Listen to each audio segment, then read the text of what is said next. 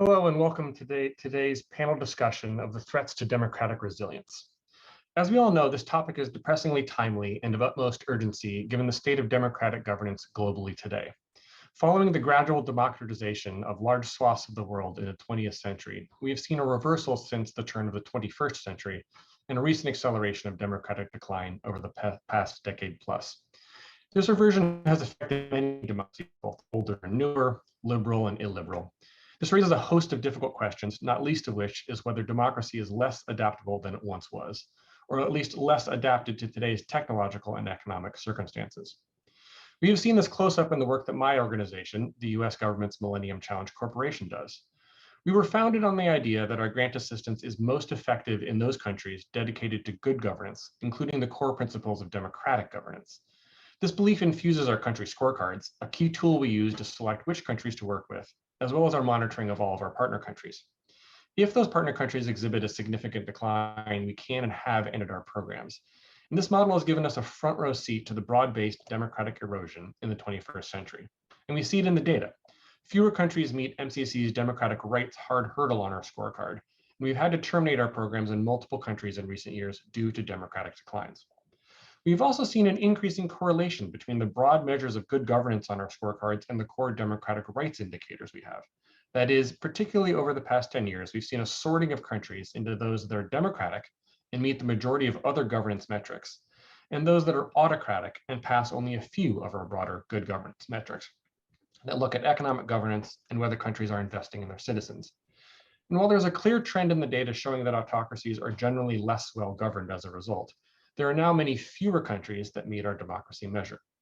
This, I believe, dovetails with the presentations and discussion we will have today of the multifaceted nature of the democratic decline we are seeing, of eroding institutions, trust, and democratic performance overall as a result.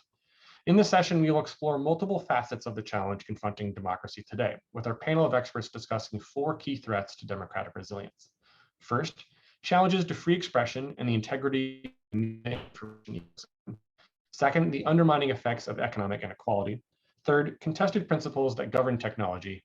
And fourth, leverage of capital for corrosive purposes. These challenges may already be known to many of you, but articulating the problem and understanding the political economy of the challenges can help us identify the scope of potential responses. Today, I'm joined by 4 distinguished panelists. First, Laura Agosta, the Deputy Director for Information and Media at IREX, who will address topics on free expression, media, and the information ecosystem. We're also joined by Dr. Posh Pandey, the chairman of the South Asia Watch on Trade, Economics, and Environment, SAWTEE, an economist who will discuss the undermining effects of economic inequality. We're also joined by Louisa Tomar, senior program officer at the Center for International Private Enterprise. She oversees cross-regional programs on digital commerce and digital governance, the rise of digital authoritarianism, and the future of democracy, technology, and markets. And she will draw on her experience and expertise to discuss contested principles that govern technology. We're also joined by Tricia Yeoh, Chief Executive Officer of the Institute for Democracy and Economic Affairs in Malaysia, who will provide her insights on the leverage of capital for corrosive purposes. This session is being recorded. I'll pose the panelists a series of questions to prompt a discussion among them. This will run for about an hour or so, and we'll then turn to questions from the audience. So during the panel discussion, you can start using the chat feature to enter your questions at any time. So with that, I want to go ahead and dig right in and pose the very first question. We're going to start with Laura. So the question is, what is the nature of the threat you are seeing? Which democratic principle or function is undermined? Thank you, Dan, and thank you for inviting us to present in this panel. We are very excited to talk a little bit about how we see the information ecosystem play out in this democratic decline scenario that you very well laid out at the beginning. So I'm here representing IREX. For those who don't know, IREX is a global development and education organization. We work in more than 100 countries around the world. And for more than 2 decades, we have been working supporting independent media and journalists around the world. And we are very familiar with the scenarios, Dan, that you explained at the beginning of your presentation in this democratic decline in countries that we used to work, for example, 20 years ago, then we didn't work anymore, and then we have to come back to help, for example, in this case, the media and information ecosystem. But let me give you, while I was preparing for this presentation, I was thinking of 2 main trends that we're seeing that I think lay the ground of what we're seeing in the information ecosystem. So on the one hand, the situation of freedom of expression in the world has been deteriorating. If anybody looks at the reports of Reporters Without Borders, it is clear that in the last years, it is the exception is to be a citizen that lives in a country where there's a good situation in terms of freedom of expression. The majority of all of us, the citizens around the world, live in countries where the situation is bad or very, very bad. And this has deteriorated very, very steadily in 2022 if we look at the report of this year. So this is one issue, and also it is important to say that citizens in these countries not necessarily live in countries that are not considered democratic. They are living in countries where there are elections and they are considered democratic, right? So this means that the issue of freedom of expression in relation to issues related to media capture by political and economic elites, regulations that restrict media freedom of the press, and media sustainability, which we can talk a little bit later on in this conversation, are really seen across the board in countries that are democratic and countries that are autocratic. On the other hand, the other data, and here I'm going to use my cheat sheet because this is very relevant as well. So we have this situation of freedom of the press, but on the other hand, there are statistics that said, for example, in July 2021, only that month, every minute of the day, people conducted 5.7 million Google searches, watched 167 million TikTok videos, and streamed almost 700,000 hours of YouTube videos. So this is to say that as we are all living mostly in countries where we are suffering restrictions to freedom of the press, we are also craving information, and we are not necessarily taking that information only from traditional media, but also from technology. And we are being constantly bombarded by this information and seeking and really trying to navigate the information disorder and information ecosystem. So just to wrap up this question, I believe that the nature of this problem, the nature of the problem of freedom of expression and the connection between the democratic decline and the information ecosystem really has three main areas that we need to focus on. One is the fact that we are being bombarded by widespread information and disinformation, right? Like this is something that we can all relate to. There is a widespread phenomenon of manipulative information across the board. And this, of course, undermines democratic institutions, polarizes societies, exacerbates conflict. And we can talk about a little bit about that later on. The second important point that really is defining the landscape for independent media to thrive in this democratic decline scenario is that even though technologies and technology firms are making very good profit from all of us craving information, the business models for media outlets, especially traditional ones, is failing. These media outlets are really struggling to not even to thrive, but basically to survive. And they are trying to catch up with the technology and trying to monetize and trying to be there out there in the social media, but their business models is not yet there. And their access to market and their access and their business mindset is not yet there for a majority of the countries in the world. So this is a very big problem for media as well. And the third point I want to highlight is that these political and economic shifts that we're seeing around the world that have to do with the democratic decline, and I would love to hear our colleagues later on talk a little bit more about that, also have a very, very important consequence in the level of security threats that our journalists around the world are suffering. So we all know that being an investigative journalist is not an easy task, but more and more we're seeing that journalists across the board are being subjected to harassment and many other security threats in the digital and in the physical world. And this is something that has really been going hand in hand with this democratic decline and the issues that I just described. So this is, I think, an overview of what we see that the nature of the problem is. I look forward to engaging in more conversation. Thank you. Great, thank you, Laura. So I'd like to pose the same question to Posh. Over to you. Okay. Thank you, Dan. Well, you talked about democratic decline. Now, let me start with the link between market economy and democracy. In market economies, I mean, most of the time it creates unequal society. And if you look at available data, most of the countries are experiencing economic inequality. But democracy leads to equality because of its emphasis on equality and justice. Second, the preference of median voters for redistribution. Third, mobilization of potential or existing middle class to and facilitating freedom of associations, I mean, for those people. And fourth, the increased provision of public goods based on the logic of electoral competition. That is, democracy prioritizes the most vulnerable group of the society. But economic inequality, whether it is real or perceived, would be greatest threat to democracy. Where income and wealth are more concentrated in the hands of, I mean, some people, then power will also be concentrated.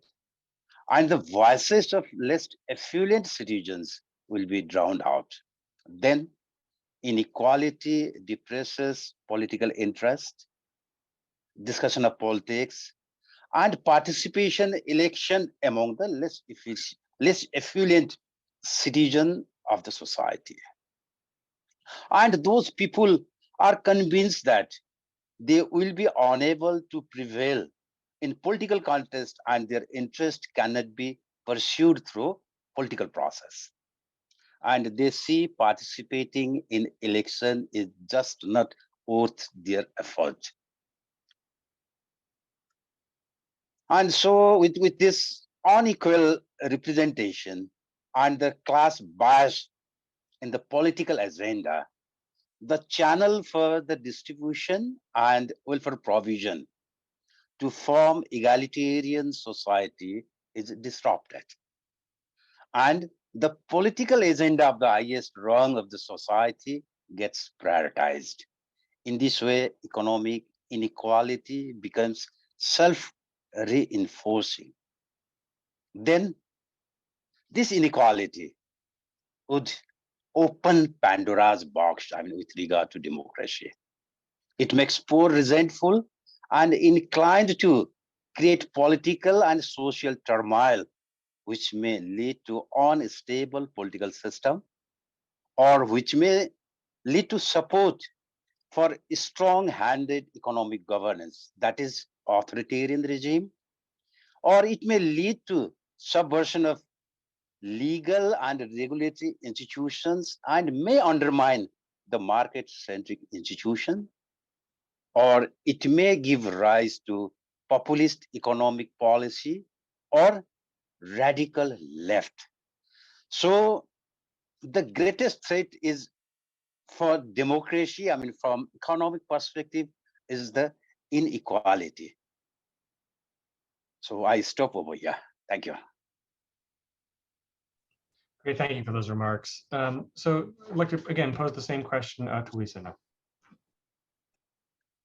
Thank you, Dan, and thank you to FedIn for including me in this wonderful event. So my question is quite large, thinking through contested principles for technology, but I want to start with, the internet, because that's, a huge element of what we think of when we think of technology.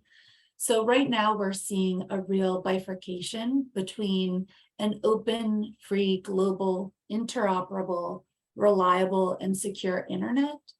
And that's something that's been an objective of the US and other Western democracies when it comes to having, communities around the globe having access to the internet. And on the flip side of that, we're seeing an increasing kind of trend towards cyber sovereignty, digital sovereignty. And the idea is that governments have control over the information space within their borders. And this is really concerning. While there are legitimate concerns and worries about what is happening on the internet, whether it be on social media platforms or other types of apps and websites, yes, there are concerns, but oftentimes the push towards cyber sovereignty is really about government control of the information that their population has access to, and increased capacity for surveillance and control over what is being said and what populations are hearing about or communicating with one another about. And we are seeing that when there are movements towards democratic protests, for example, in Iran or elsewhere, often the first act that the government will take will be to shut down the internet in an attempt to disrupt the communication and the ability for local populations to communicate with one another, with communities outside their border. And so without having clear governance over sort of how the internet should be open and free across the world, we are seeing authoritarian governments and others increasingly try to shrink the sort of global nature of the internet in an effort to control populations. The next piece to that, I would say, is really about data governance and privacy. And so this goes from sort of the ability to access information, but then sort of the framework behind once we access these different platforms and websites, what information about us is being collected either by private companies or government entities. And there's still a really big gap between, okay, we have this global internet, and yet how people experience it differs quite dramatically. And so I think what we really need to see is, democratic dialogue between governments, the private sector, not just technology companies, but the wider private sector, as well as civil society, so that there's smart public policy and regulation around the type of data and information that's being collected as we use the internet and different tools and services. Because right now, that lack of transparency and sort of the threats to privacy and the prevalence of sort of a surveillance economy model is that many, increasingly populations are seeing sort of a reasonable case to have this move towards cyber sovereignty, or have their government have more control over the internet space, because they're not trusting the platforms and websites that they increasingly are accessing to properly protect their data and uphold their privacy. So one of the big concerns I have about this as we look at sort of the emerging technology, if we think about things like artificial intelligence, is that much of how AI will function, or how sort of the large data sets that are being built that will sort of be the background of the massive algorithms that will increasingly inform sort of our day-to-day life, that has a lot to do with the rules about data governance and privacy that are being determined today. And increasingly, we are seeing, the private sector, especially small and medium-sized businesses, wanting to be part of this global exchange of data or sort of data-free flows with trust to allow them to have access to different innovative tools and platforms and so forth. And yet on the other hand, there are legitimate concerns about how that data is flowing and how that's going to inform technologies of the future. I would also say that, you know, some of the longstanding barriers that we see related to, you know, access to the internet and digital and financial inclusion remain a key issue where we have a lot of people who don't have access to the technologies that are increasingly, you know, becoming a huge part of our social, economic, and civic lives. And so this, you know, huge access barrier is also exacerbating inequality, as Posh mentioned. It's certainly exacerbating the issues of disinformation and misinformation, as Laura mentioned. So there are many complex elements involved, but I don't think this solution is for individual governments to make up new rules for the internet or technology. There needs to be sort of a global, democratic, rules-based and human rights-based principles around the governance of technology. Thank you. Great, thank you for that, Louisa. I'm going to turn to Tricia now and pose a similar question. So what is the nature of the threat you are focused on, and what impact does it have on democratic principles? All right, thank you, first of all, to all the organizers at the FEDN for inviting Ideas to speak at this conference. My name is Tricia Yeoh. I'm from Ideas Institute for Democracy and Economic Affairs based in Kuala Lumpur, Malaysia. We are an independent public policy think tank working on Malaysia, but also working in the region, very interestingly on this particular topic. So the topic that I'm sharing about is on leverage of capital for corrosive purposes. And I was just reflecting on the nature of the threat. I mean, I have the privilege of coming last, so reflecting on all the things that my previous speakers have said, some of these threats are age-old, like inequality, because obviously we know this has been around for a long time, but some of these threats are new, and they actually are very much overlapping with the one that I'm going to share about, which is on capital. So we know that capital has been used for centuries to invest into nations around the world, and in the most recent years, in the research that Ideas has done, so Ideas together with the support of CIPE actually worked together on a long 2-year project at looking at the Belt and Road Initiative. So basically projects and finance that were coming out from China into the region. So we looked at Malaysia, Cambodia, the Philippines, Myanmar, as well as Papua New Guinea, and examining whether or not the capital that was flowing into our countries as host countries was corrosive or constructive. So maybe I'll unpack a little bit of this framework that we set out.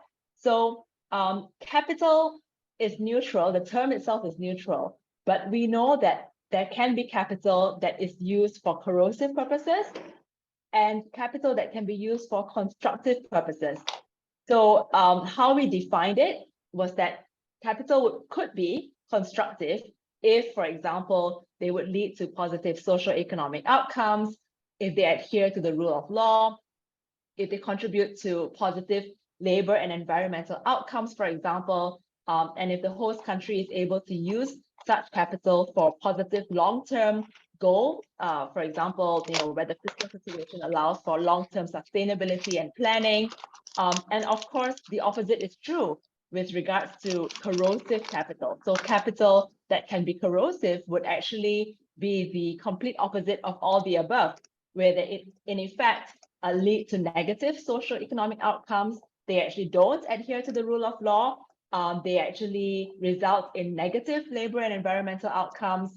And if especially the terms of the loans that the host country takes, and this is something that we found in many cases where the host country which negotiate with the source of those loans are actually unfair, this leads to very long-term poor effects down the line for future generations, which the future generations would actually have to live with the implications of this poor governance that these institutions made the decisions of.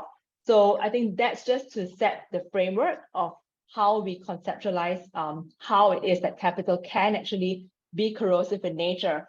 And I think this was a very interesting use of the framework, because then we could examine whether or not investments, which I think in the developed world, we just assume, for example, that the increased foreign direct investments will always lead to positive outcomes, but that's not always the case.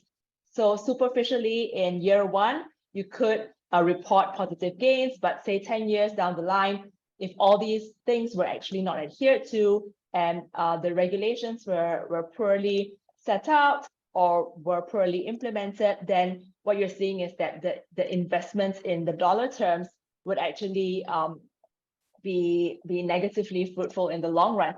So I think just to come back to your question about what the nature of the threat is, in short, corrosive capital has the potential to eventually undermine a certain host country's public debt situation over the long run.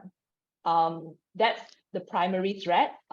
Many things follow after as well, including social and environmental outcomes, as I talked about above. And the sort of democratic principle that I think in this case is being undermined would be, of course, things like transparency, accountability, access to information about public projects that impact upon society in the long run. So if I circle back to this project that we actually did, it's actually up, on the website, and people can check it out. It's brimonitor.org. We spent a long time coming to a methodology that was also sophisticated. We had consultations done with many peers. We spoke to people from the World Bank and the UN, and it essentially looks at, it's a transparency tool of the procurement processes of these major public infrastructure projects that were undertaken under the umbrella label of the BRI in these 5 countries. And we hope, in the long term, that this tool can actually be used and replicated in other regions across the world, and not just for investments or capital that come out from China, because we know that it should be able to be a tool that allows us comparative exercise across the board. So an examination as to whether the capital is going to be constructive or corrosive in the long term, using public infrastructure projects or similar projects like telecommunications, water, utilities, as an example of when capital can be used for good and when they could be used for potentially negative outcomes. So I think I'll stop there for now, and then I'll continue in the second round. Thank you. Great. Thank you to all our panelists for outlining the specific threats that they have been focusing on. I think we're already beginning to see some themes here and some linkages between them. So I'm going to turn to another question, and I'm going to start with Posh, but I would welcome our panelists to begin to draw connections between the threats you've identified and what your colleagues have identified, and sort of how we can kind of come to a more holistic understanding of all of this. But I want to turn to a specific question, which is around what is it about democratic institutions that have made them vulnerable to the threats that you all have identified? And I'm going to start with Posh.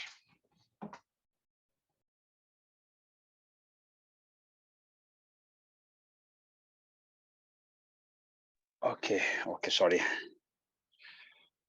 Well, I mean, regarding the democratic institutions, well, let me start, some historical background. With the collapse of USSR and the demise of communism, we started talking the end of history and took it as a victory of liberal democracy as a system of governance. But again, democracy is still under threat and it faces legitimacy crisis. Why? For the first factor is untamed globalization and rise of populism. And in fact, this globalization process has altered the operating condition of democracy. On the one hand, it leads considerable increase in the economic and political problems. I mean, the complexity of economic and political problems. But on the other hand, it reduces the nation-state government's, I mean, policy space to solve these problems, particularly problems with regard to welfare state and maybe also on issues of job security. And so as a result of these problems, then it gave rise to populist economic policy and radical left, which is embedded in economic nationalism.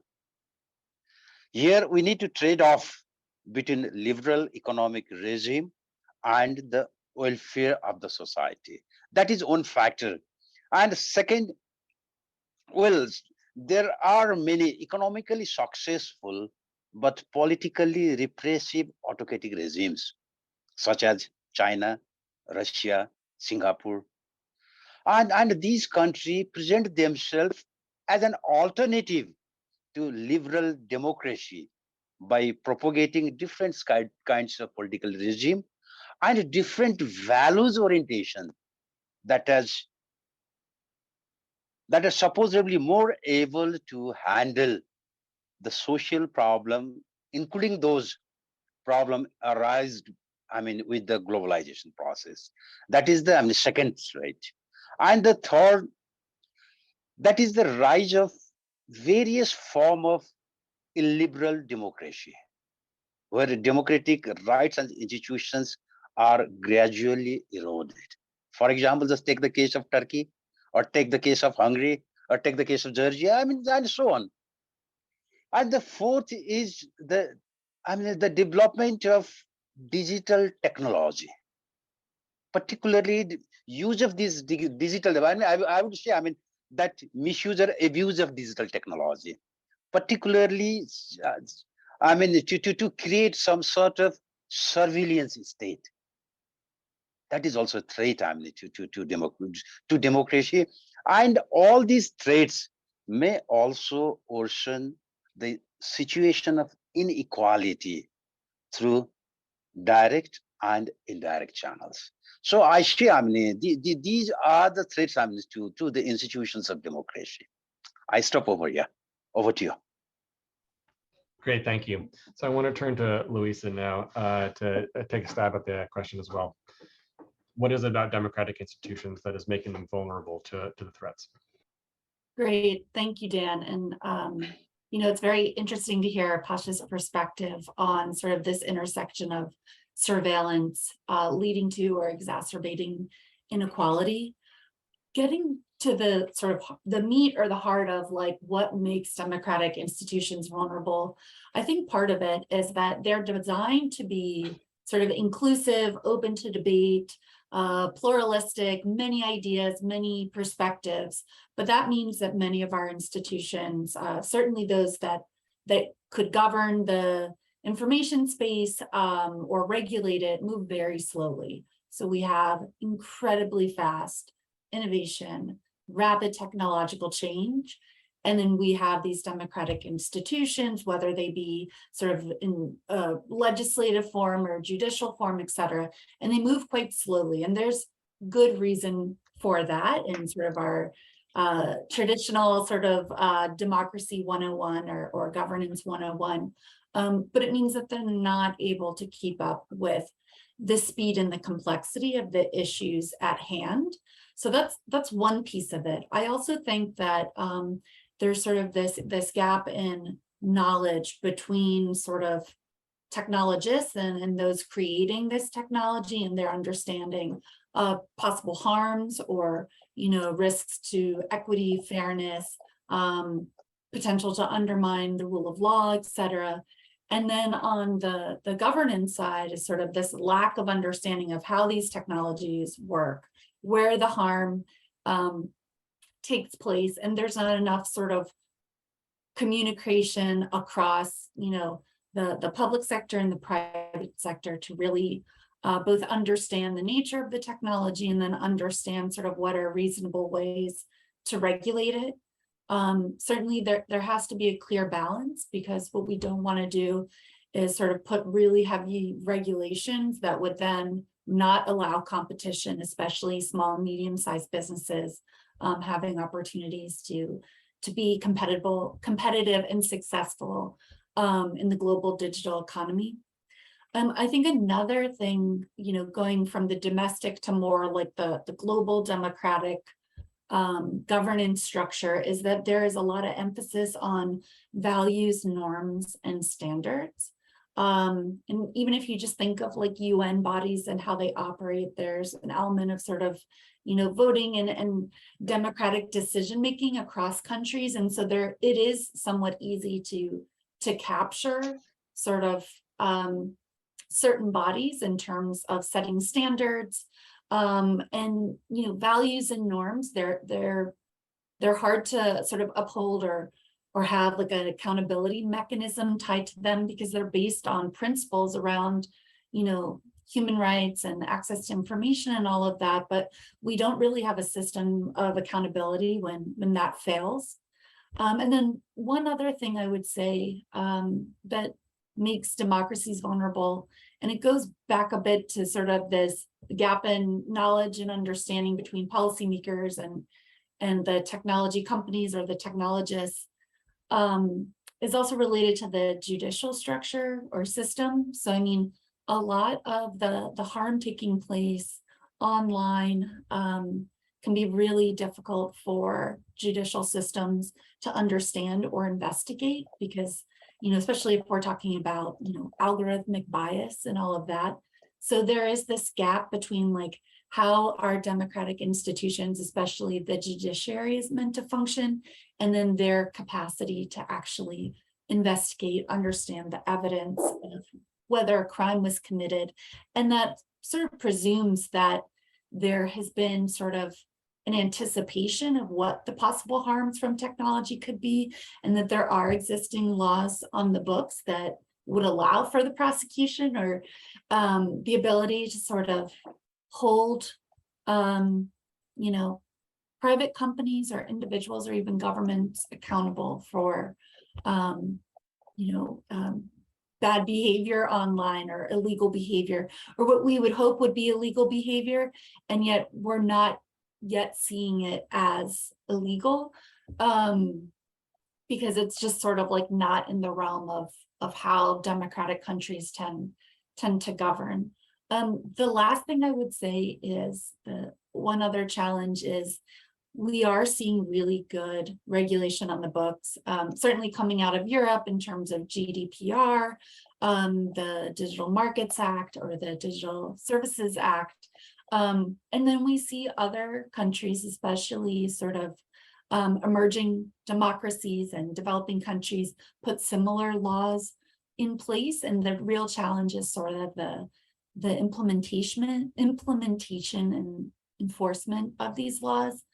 And that really requires civil society, the private sector, and government working together to understand what the rules are, to make sure the laws are being, implemented properly and enforced. And that gets into, where are there ways to have co-regulation and have sort of a more collaborative sort of regulatory process, especially where governments and regulatory authorities may struggle to fully understand the technology and the issues at hand. So I'll stop there, but it's a really interesting issue, just sort of like what makes democracies so essential to human rights and protecting rule of law, and then sort of how that can also be a hindrance to tackling challenges of emerging technology. Thank you, Lisa. A lot of complex dynamics there. Tricia, I want to turn to you and offer you an opportunity to respond to this, especially around corrosive capital. Thank you. I'm really liking this technology discussion, because I think it also has a parallel effect on all the other things that the other three of us are saying. And Ideas just hosted at our annual liberalism conference over the weekend, and many of the issues just could not go undiscussed without the issue of technology.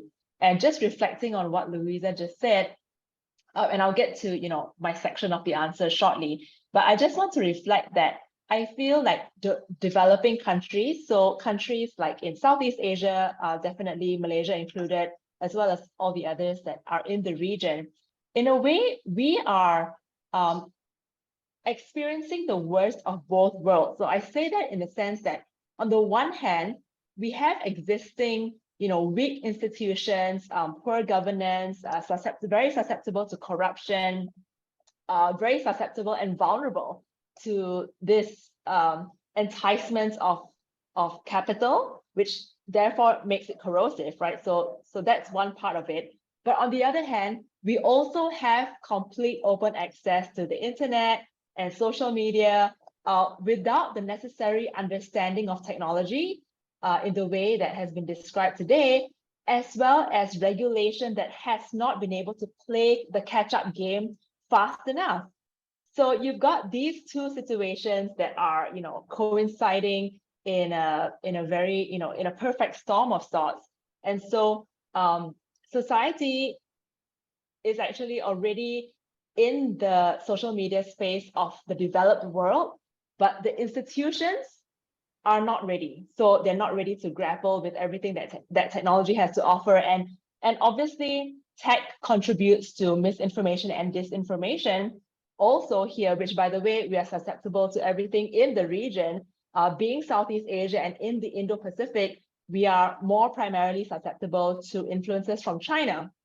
And we know what's going on, with China and Russia as well. So all this to say that any messages that are sent and circulated here with regards to the whole capital story that I'm going to talk about shortly, if the tech issue is not resolved, then we're also going to see, the issue of corrosive capital getting even worse, because then you don't have the necessary environment to ensure that data is being transmitted in a transparent and accountable way. And the messages, kind of build on each other, and then therefore they become convoluted. But in the specific response to the question on factors that make democratic institutions vulnerable to the threats that I outlined in the first section, I think just again, going back to the weak government institutions, the regulatory environment that does not actually apply consistently the regulations to different kinds of capital that are coming through the corridors of power, weak rule of law. Our former prime minister was convicted of a really huge corruption scandal. And these things, the laws have not actually been changed to ensure that such cases do not repeat themselves again. So you could see the same thing happening. And of course, the misinformation issue, poor fiscal planning, dependence of host countries on foreign financing, and hence the disregarding of regulations.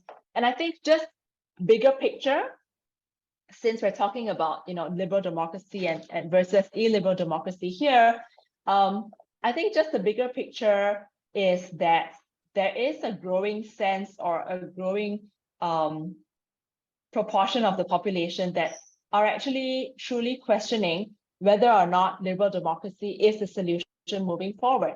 So I think unless we address that, we are going to be constantly faced with all kinds of different threats. I mean, we also have the threat of populism, which probably we don't even have time to discuss today. And we just saw, what has happened in Italy, for example. I think that those are conversations that are so real, but we probably don't have time to address everything. So thank you for now. Great, thank you for that. Laura, over to you. And I agree with Tricia. This is great because we are all finding common ground here. I don't want to repeat some of the things that my colleagues have said, because I think, again, the issue of technology and where governments are finding themselves in this situation is really difficult. But I just want to say a couple of things. So why do we care in the case of the freedom of expression and access to information, right? Why do we care about this? And we like to see this as people in democratic systems, or people in general, should have access to the ability to generate, access, consume, and engage with information in a way that they can use that information to make better decisions for their lives. right? We all know that information is power, that information flow is basic for for fairness and for inclusivity, right? Okay, so this is where our North Star, where we want to go. Where do governments in democratic institutions find themselves in this situation and in the democratic decline? And I would like to bring it to very concrete, because democratic institutions can sound very big, but let's think about it from the perspective of different actors of the democratic institution. So if we think about it from the perspective of a government, I think Louisa and Tricia alluded to this briefly, is that there is a big tension between being a government that wants to regulate the flow of information and technology because of the common good and the demand for freedom of expression, right? So governments in democratic institutions are finding themselves in a conundrum of where to position themselves. And let's take the COVID-19 crisis, this information crisis, right?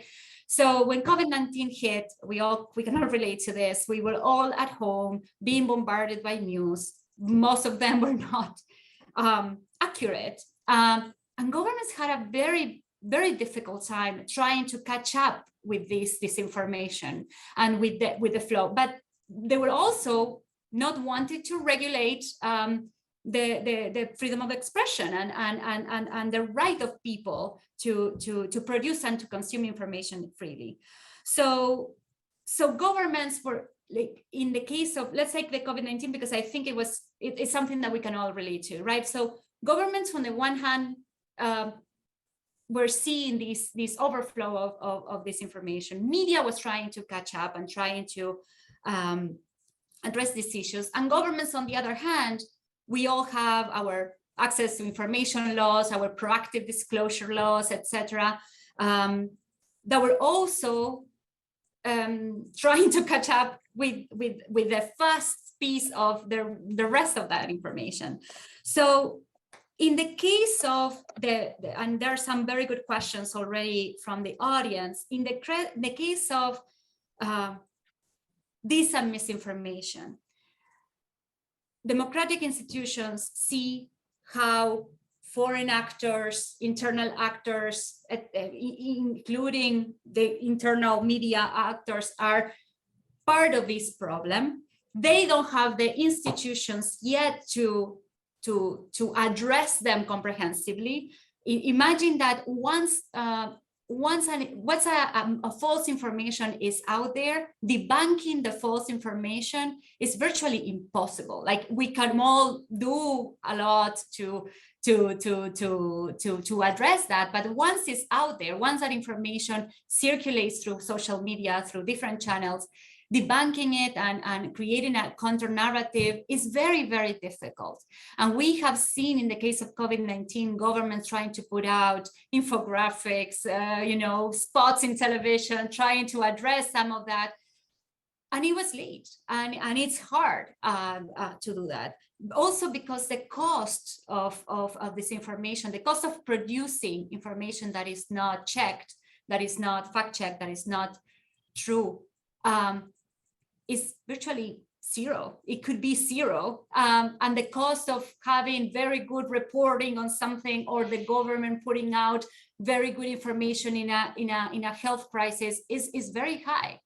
So this is something that is really makes our institutions very vulnerable to this. And the last thing I want to say that might lead to the next questions is, and there is a good question about this from the audience, is what can we do? Where do we, like, if media is struggling finding resources and having a very good business model to survive this crisis, and the cost of producing this misinformation is very low, and technologies go faster than what these other institutions can actually catch up with, what can we do? Who has the answer to address this crisis? And the way we see it is that in the information ecosystem, the only way to address this is one of the main ways to address this is to really appeal to each of us agency to discern information well. And so this will create the fact that there is no, in many of our countries, there is still no united advocacy for good information, right?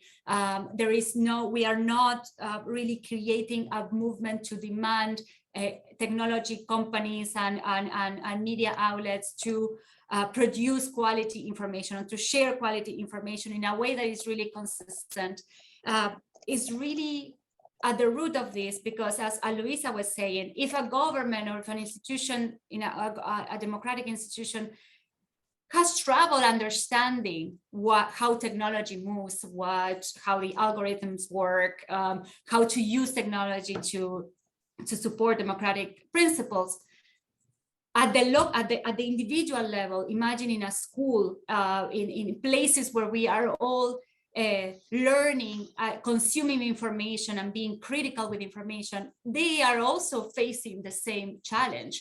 Teachers have a technology gap between themselves and the kids that they are teaching, right? They are somewhere that they don't even understand. So the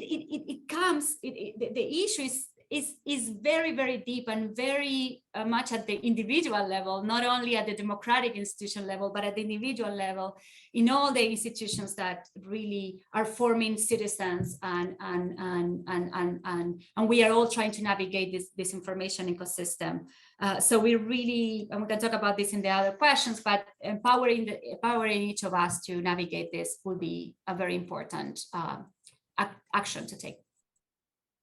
Perfect. That is a great lead into the next round, Laura. So thank you for that. I think what I'd like to do is focus on the tools that democracies have to respond to the threats we've been discussing today. And I'm struck by the fact that a number of the themes that have come up today are not necessarily unique to this point in time.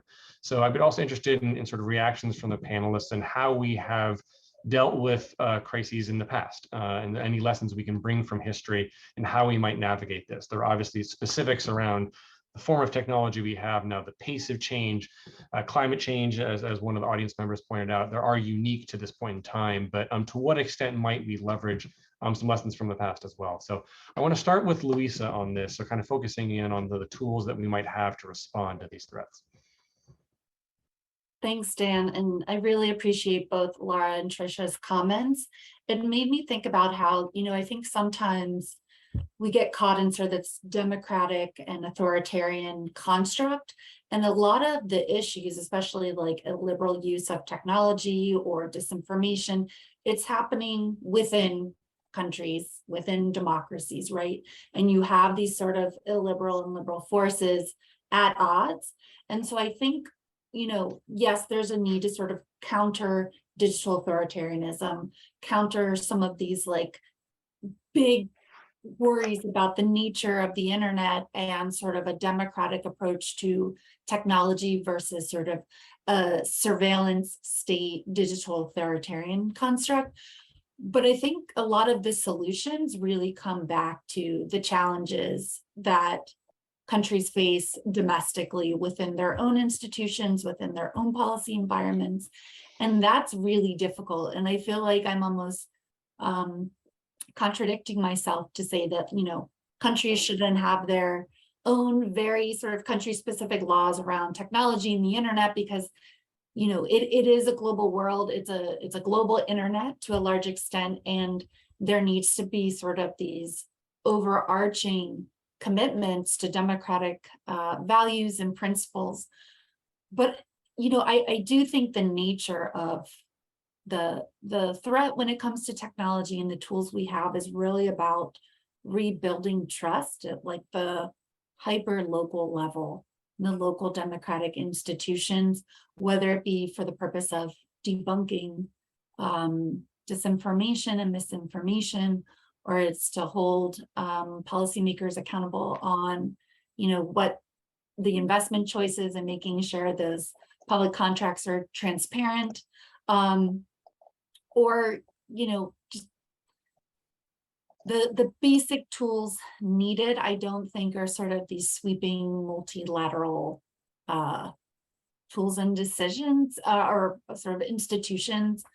Part of the question is like, are the democratic institutions we have now enough to address this, or should we be thinking through inventing new ones? And I do think, they exist, and they're sort of the rule of law and upholding human rights and democratic principles. I think they're there, but because a lot of these threats are global in nature, it can feel like the only way to solve them is to tackle them at that level versus sort of rebuilding some of, getting back to public trust in democratic institutions, in their elected representatives, and making sure sort of these global issues are being handled, for individual at the community level, where I think that's the only real way to make people feel part of the system and the solution, and also take some ownership over their own role in it. I guess one thing I'll say is when it comes to surveillance, certainly in highly developed countries, people are purchasing tools and purchasing services and products that contribute to surveillance, whether it be, cameras on their doorbells and other things. And there's an element of like convenience and safety that people find really appealing. And I think breaking down some of the risks and harms and putting it to people at a very sort of personal level, as Laura was suggesting, is really essential so that we can, educate people with very sort of real, tangible examples and risks and opportunities to re-embrace democratic principles and norms versus kind of keeping it at this like massive, the global nature of democratic backsliding. I mean, that's really hard for a lot of people to wrap their head around and sort of digest and contribute in a positive way to overcoming that. I think I went off a bit on a tangent, but anyways, I'll turn it back to you there. That's great. That's helpful. I think it's a good lead into. I would like to turn it over to Posh to respond as well. And I'm struck by the role of inequality throughout history and sort of the tools that democracy has traditionally had for addressing it, but whether or not those are truly relevant today and how you might leverage it. So Posh, over to you. We welcome your thoughts. Well, I mean, for me, alternative to democracy is better democracy, not autocracy or a liberal democracy. So here the question is how to improve democratic performance with better institutions. So for better democratic performance, I think the most important issue is better economic performance and improving the lives of the lot at the bottom of the society. But how? Through structural transformation of the economy and the society. I mean, here, if we have that kind of structural transformation, then it would help undo some of the inequalities created by this, capitalism system, capitalism, right? And the extreme, if we can create equal society through better economic performance, then that inequality will not propagate civil unrest, and that is not to be a threat to democracy. That is the one factor for better democratic performance.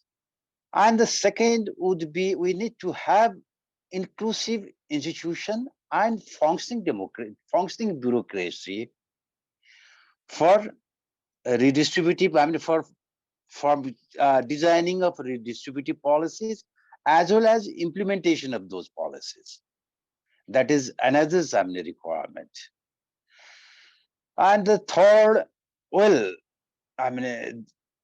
there are group of people which could not get benefit out of this capitalist system, then we need some sort of social security, I mean, for those people. But again, I mean, if you look at existing social security system, then middle or upper middle class people are getting privilege in that social security system. So here, what we need is reform in social security system that clearly targets the poorest of the poor. That is another issue for I mean better lives of the poor. So I mean, if we take into account, I mean, these factors in our policy making and implementation of our plan and strategy, then it would help better democratic performance. I stop over here, and if there are any other questions, I'll respond in next round. Thank you. Great, thank you. I'd like to throw it over to Tricia now. Okay, thanks, Dan. So you asked about lessons from the past, and I was trying to think of some things. You know, prior to the pandemic, there was always this argument, and we heard it all the time because we're in Southeast Asia, that, you know, oh, authoritarian nations like China can be economically successful because it's stable, it's a stable society, and the control of the economy actually allows for perhaps, you know, democracy to happen in incremental movements. So I think we can actually look to examples like that because, I mean, look at what happened during COVID when you have a very strong control over the economy, and not just the economy, over everything, over healthcare, and making, you know, very generalized single rule for all cities, small and large. And I think that they were just unable to cope with, for example, the zero tolerance for zero COVID cases, right? And of course, the control of the economy as well. I think China's just actually going through some very difficult times. I think, in short, if you have too much of a control over an economy, that can become rather unhealthy, because ultimately we know that the market needs to respond as well. That's one example. Another example would be kind of drawing back on the Malaysian experience itself, is that when it is possible for voices to come together and overthrow authoritarian governments. So that's precisely what happened in our case in Malaysia in 2018. So we had a government that was single party dominant state for over 50 years, and that was overthrown when people came together. And I think the reminder is that to remind society of the consequences of what happens when you don't actually exercise those democratic rights. So when you don't exercise your support or being able to voice out your opinions, then there is that slippery slope that eventually governments can actually easily slip into a state of you know, of being autocratic, of what we call like hybrid democracies, where they're not really truly democracies, but they just run elections for the sake of them, and then in between there are lots of other things and policies and programs that are implemented which are actually not aligned with the democratic state. But I think going back to the question of what kind of tools that democracies can have to defend our existing institutions, it would really be about going back to the community empowerment and citizen education. I think this has been true throughout history. I think it's true today. Ultimately, we also, as people who defend democracies ourselves, need to show that the demand is coming from people like us, because it's not going to work otherwise. So I've been to many conferences where the governments, for example, say, oh, look, we've given this transparency openly, we've given the data openly, but there's no demand for it. So we've put out all these data sets, you know, open data standards and so on, but nobody's downloading them. Like maybe 5 people are making use of this data. So what we are trying to do is to actually, even in Malaysia itself, try to build this demand from the bottom up. So it's sort of like demand-led accountability. And it works in two ways, right? Number one, of course, it empowers the communities to understand better their budgets, for example. It works to empower citizens to be able to monitor their own projects. So actually, it's interesting, the regional project that I talked about that we did for the BRI Monitor, we're using that methodology that we applied across the region and bringing it down to the subnational level. So empowering, local activists and youth at different, state and local levels to be able to apply that and monitor their own projects in their own states. So that's just a very neat example of how these learnings can be, cross-germinated. But I think, again, it just goes back to like the market. So I said that for one reason, it allows them to create their knowledge and to understand what's happening in their own neighborhoods. But on the other hand, I think the more important thing is that if the market can demonstrate to the leadership and to the policymakers and politicians that there is a demand for it, then the perception is that there will always be an incentive to be kept on their toes, because we know how political leadership reacts, and it doesn't matter. Like, I think this is across the board, whether it's in developing nations or developed nations, the awareness that there is a watchdog plays a big role in any reaction from them in terms of their own policies that they're making. And so, I mean, IDEAS has had a really great opportunity over the last few years to work directly with politicians. And it's something that I think many civil society organizations don't always do as well.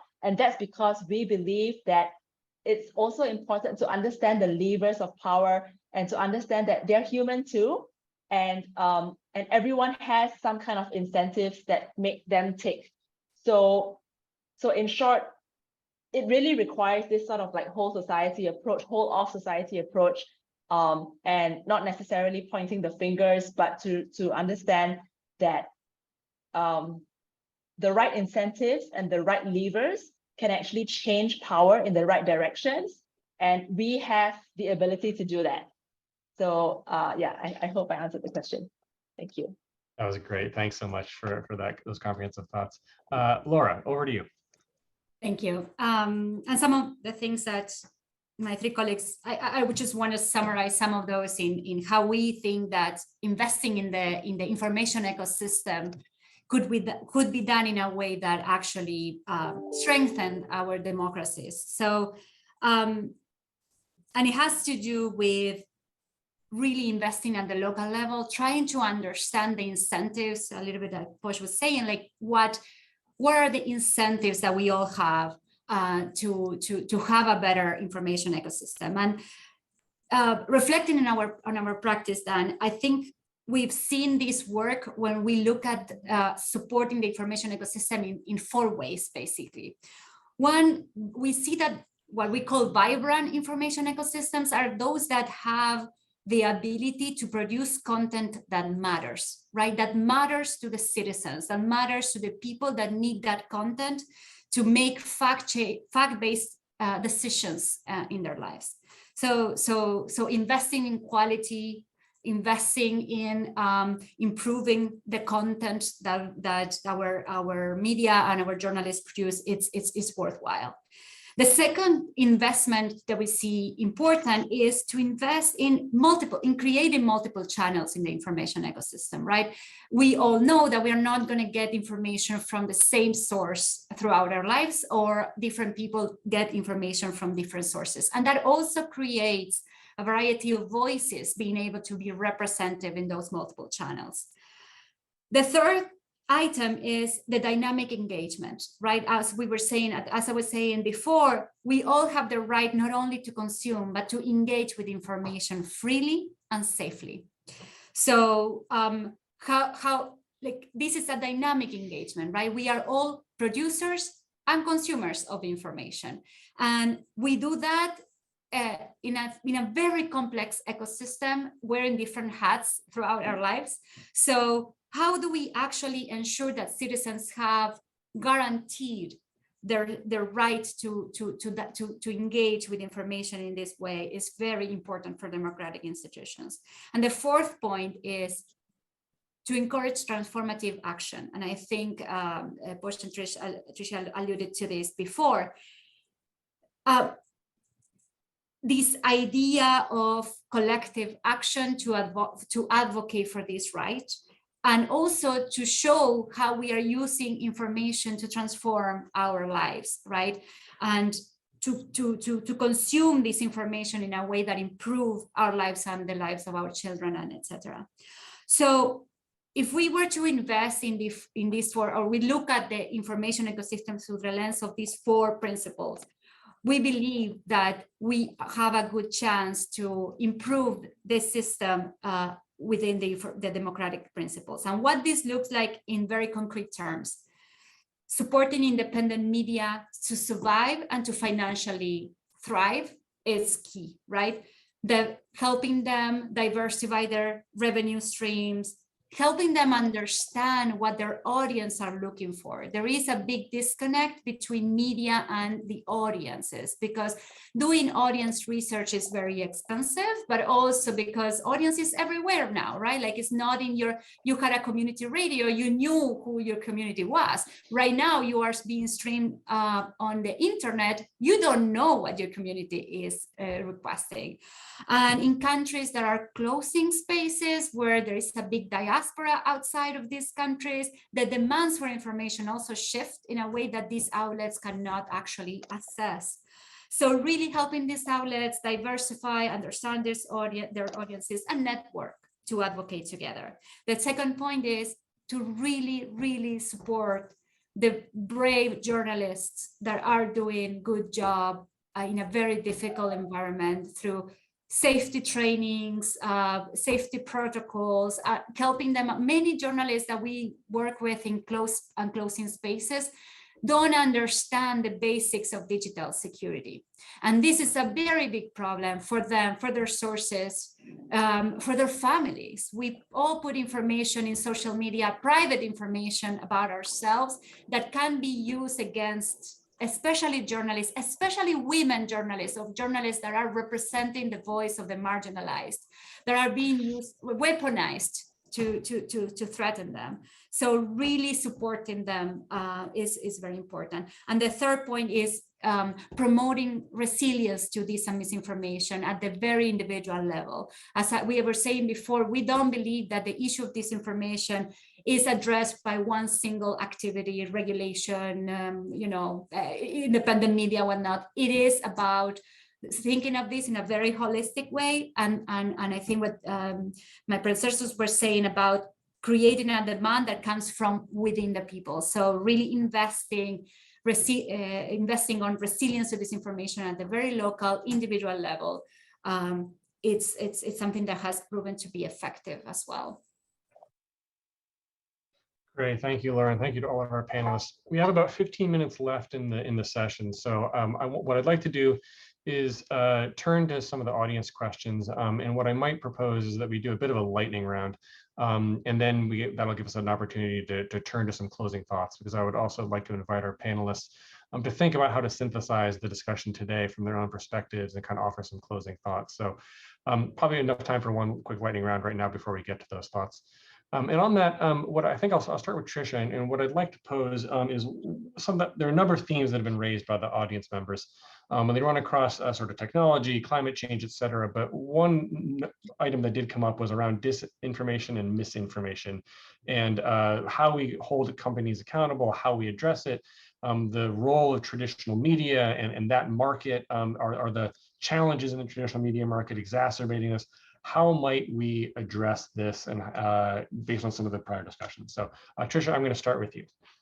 Sure. And I mean, this is really great timing, because like I said, we just had this great panel last Saturday talking about it. And one of the things that came up was that we all assume that our social media identities are representative of this academic term called the public sphere, when in fact, it's not necessarily the case, because I think it's already been alluded to in the session today that many of these spaces are actually very carefully curated, there is a digital algorithm that actually doesn't bring out the best of humanity, but actually the worst. So the way in which responses are retweeted or upvoted, whether it's on Twitter and Facebook and so on, I think we all know this already, that these terms have been used over the last even 10 years. We know that there's a social media echo chamber and so on. And so just the acknowledgement, the idea, the awareness that we may not be necessarily operating ourselves in a public sphere, but it's actually a private sphere. And so what kind of individual responsibilities then do we exercise, the kind of awareness, the caution that we exercise when we are within those spheres? Okay, but having said that, I think the young generation today, the private and public identities that they exercise are actually one and the same.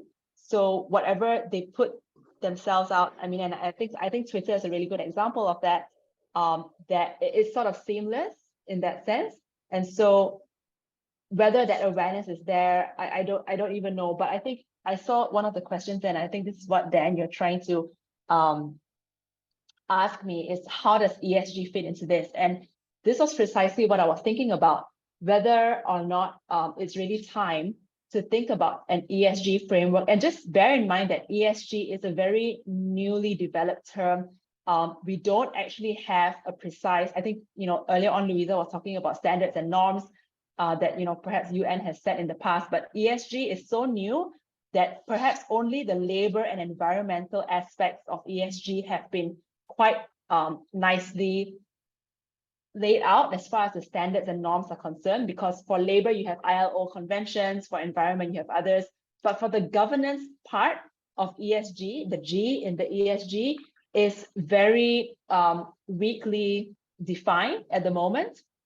And I would like to see what an ESG governance, especially the governance framework, would look like for digital media companies.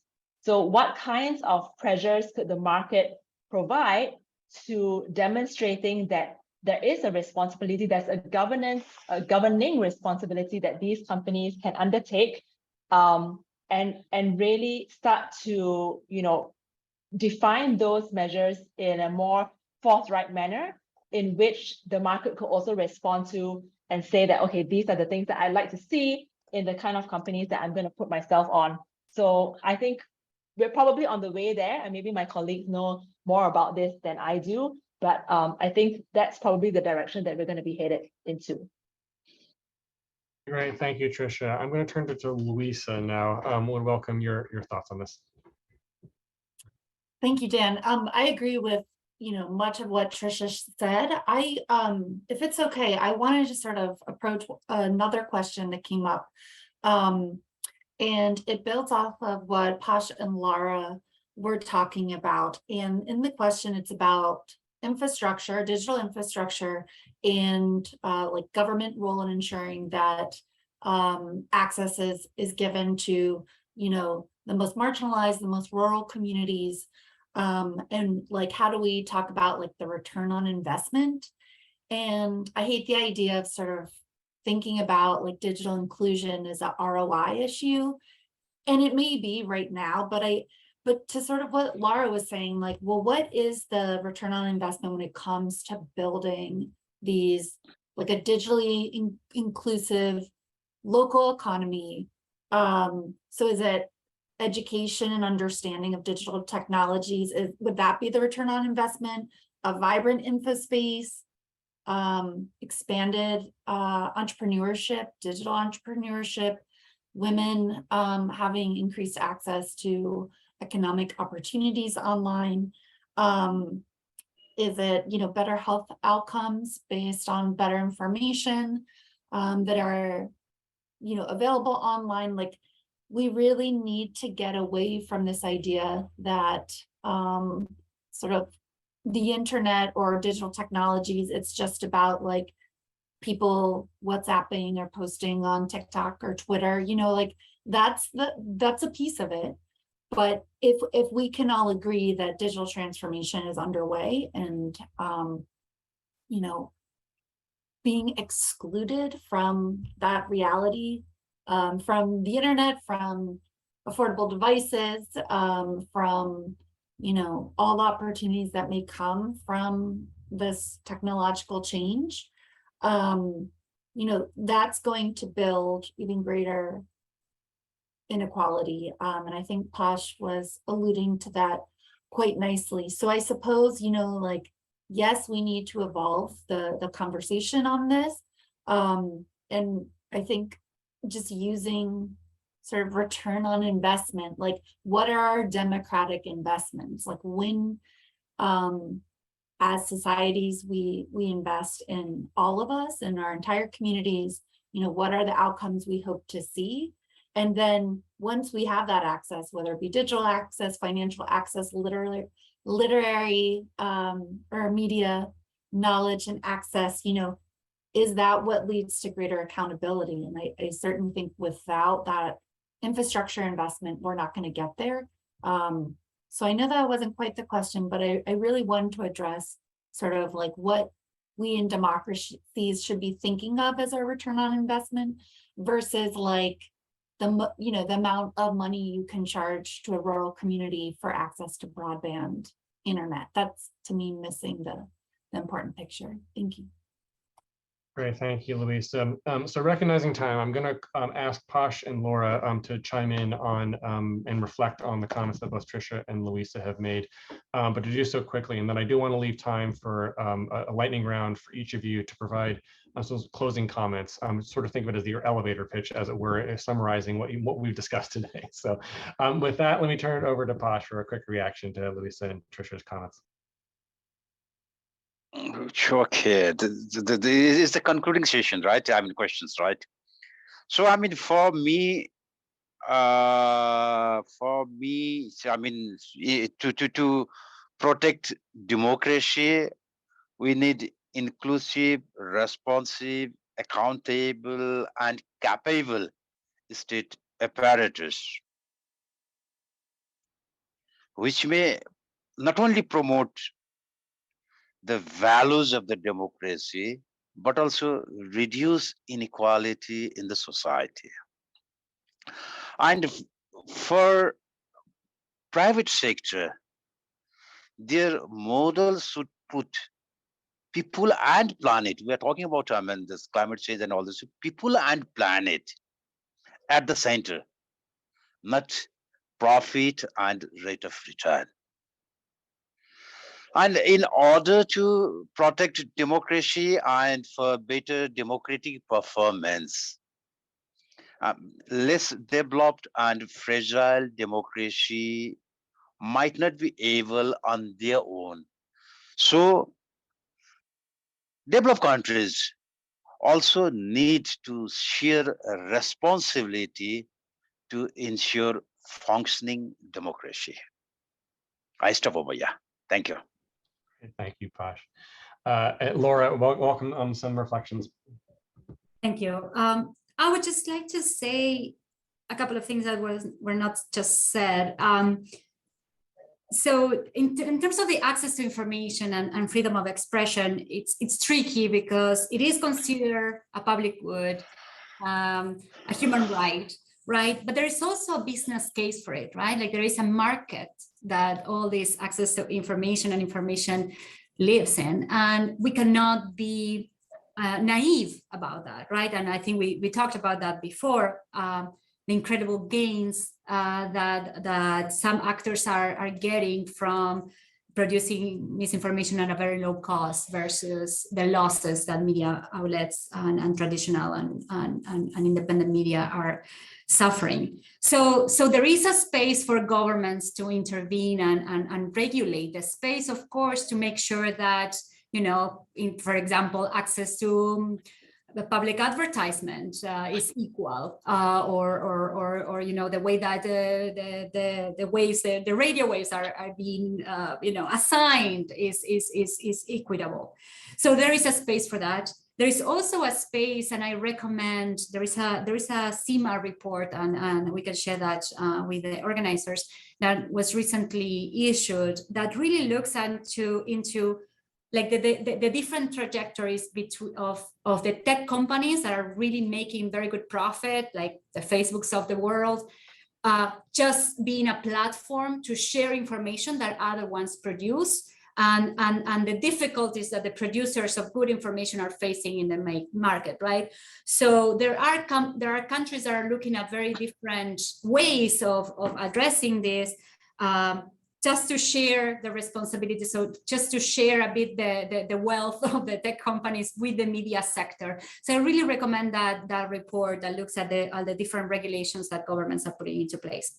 And the last thing I want to say is, it is important in this ecosystem to really help our media sector to make data-informed decisions around what's profitable, what our audiences are looking for. So really encouraging them to use technology not just as a platform to reach more audiences, but also to understand, visualize their audiences, monetize their profit, and that's something that also we work on quite heavily.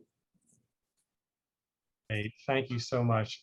So Louisa, I'd like to turn it over to you for final thoughts. Thank you, Dan. Two quick final thoughts. One is democracies can self-correct when it comes to technology governance. The time is now. The opportunity is there. And the second one is it needs to be inclusive and participatory. And when we think of the private sector, don't just think of big technology companies. Think of entrepreneurs, small and medium-sized businesses, your local firms in your country. They have a lot to contribute to dialogue around technology governance. Thank you. Great, thanks so much. So Tricia, last word. Welcome your thoughts and reflections and any recommendations you have. All right, thank you. I think just to recap what I said in my session today, capital can go both ways. It can be constructive or corrosive. The direction it goes is highly dependent on the way that three types of stakeholders respond: the government, the institutions / bureaucracy, and society and citizens. Watchdogs and the role that we play are really crucial. And so local community empowerment is ultimately the so-called end solution. One thing that we weren't able to talk about was the private sector. So I think it's relevant for my session because I think private sector here can be active actors, and they can demonstrate that they are the solution instead of the problem. They can provide more information on their own accord without the legal requirements to do so necessarily. And in short, also just to emphasize that in all that we've said today, I think we would do democracy and liberal democracy a great service to show that there are positive social economic outcomes and that it really is possible to do so. Thank you. Great. Well, I want to thank each of our panelists for the really rich discussion we've had today. It was really fantastic to bring these different strains together and sort of some cross-pollination of these various ideas and the challenges that are facing democracy today. I want to invite all of our participants to take a look at the virtual exhibits that are part of this overall conference. So please do take advantage of the resources that are available here. Really appreciate it. And big thanks to our panelists for the great discussion. Thank you.